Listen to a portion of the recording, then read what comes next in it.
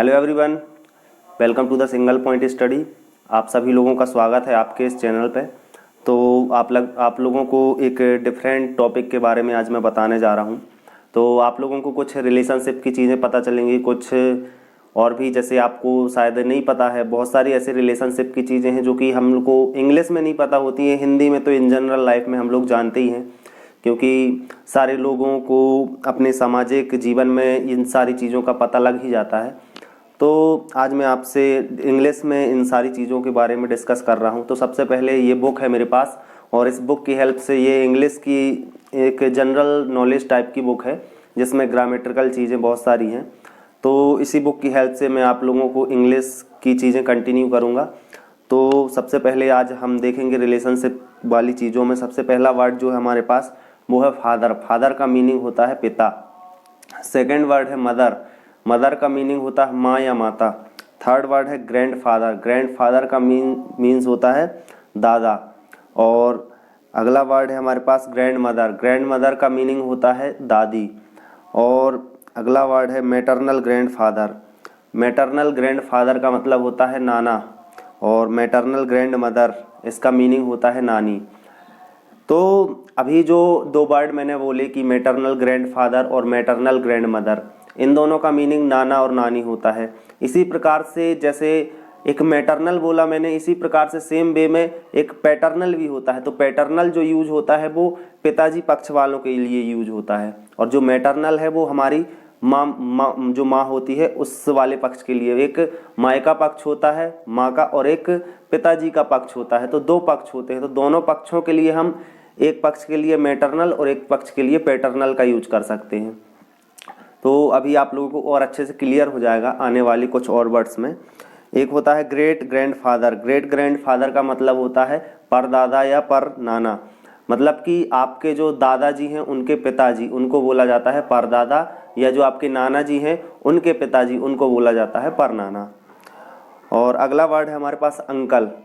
तो uncle word के शायद हिंदी में बहुत सारे मीनिंग होंगे, लेकिन मैं जो आपको बता रहा हूँ कि ये तो बेसिक मीनिंग है। लोग अंकल का इन जनरल लाइफ में मीनिंग समझते हैं कि केवल चाचा होता है, लेकिन मैं बता दूं इसके आप बहुत सारे मीनिंग देख सकते हैं। जैसे कि इस बुक पे लिखा हुआ है कि अंकल का मीनिंग होता है चाचा, ताया, मामा, मौसा, फूफा इत्यादि।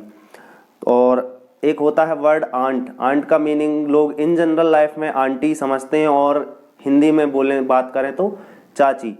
तो चाची भी होता है, ताई भी होता है, मामी भी होता है और मौसी भी होता है। तो आप इन सारी चीज़ों से एक बार रूबरू हो जाएंगे तो आपको और अच्छे से इन चीज़ों को क्लियरेशन में कर दूंगा। तो आप ध्यान रखिए कि आंट का मतलब होता है चाची, ताई, मामी, मौसी, और आप बुआ भी बोल सकते हो, एक वर्ड और है। तो इसी प्रकार से हम अगले वर्ड में आते हैं। अगला वर्ड है ब्रदर। ब्रदर का मीनिंग तो आप लोग जानते होंगे, ब्रदर मीन्स होता है भाई। फिर अगला वर्ड है सिस्टर। सिस्टर का मीनिंग होता है बहन। फिर एक और वर्ड है हमारे पास नेफ्यू। नेफ्यू का मीनिंग होता है भतीजा या भांजा। मतलब जो आपके जो चाचा होंगे आप उनके भतीजे कहलाएंगे, या जो आपके मामा होंगे वो आप उनके लिए भांजे होंगे। या सेम वे में कहूँ तो नीस। नीस का मीनिंग भी होता है भांजी या भतीजी। मतलब सेम वे, जो लड़के के लिए अगर भतीजा और भांजा हो गया, वो लड़की के लिए भांजी या भतीजी हो जाएगा। ठीक है, तो अगले वर्ड्स पे हम मूव करते हैं। तो ग्रैंडसन। ग्रैंडसन का मीनिंग होता है पोता, पोता या नवासा। और ग्रैंड डॉटर। ग्रैंड डॉटर का मीनिंग होता है पोती या नवासी। और अगला वर्ड हमारे पास हस्बैंड। हस्बैंड का मीनिंग होता है पति। तो अगला वर्ड हमारे पास है वाइफ। वाइफ का मीनिंग होता है पत्नी। और उसके बाद अगला नेक्स्ट वर्ड है कजिन। कजिन का मीनिंग होता है चचेरा, या जो मामा का लड़का है, या मौसी का लड़का है, या मौसी की लड़की है। तो इन सारी चीज़ों के लिए हम एक वर्ड यूज कर सकते हैं इंग्लिश में, कजिन। तो कजिन का मीनिंग होता है चचेरा भाई या ममेरा भाई, या आपकी जो बुआ का लड़का है। ऐसे इन जनरल लाइफ में हम उनको बोल सकते हैं कि ये हमारा कजिन है। तो okay, thank you for watching. और आप लोगों को और भी इसी तरह की वीडियो आगे आने वाले समय में मिलती रहेगी। तो मेरे को लगा बात करना चाहिए, और ये जनरल टॉपिक था। अभी अगले वीडियो में मैं आपको mother in law, father in law, daughter in law, son in law के बारे में बताऊंगा। तो ओके, देखते रहिए हमारे चैनल को और आप लोग इसी तरह इस चैनल को प्रोग्रेस करते रहिए। आप लोगों को धीरे धीरे और भी जो चीज़ें हैं स्टडी वाली वो मैं आपको प्रोवाइड कराता चलूँगा। तो okay, thank you, thanks for watching, thank you my dear.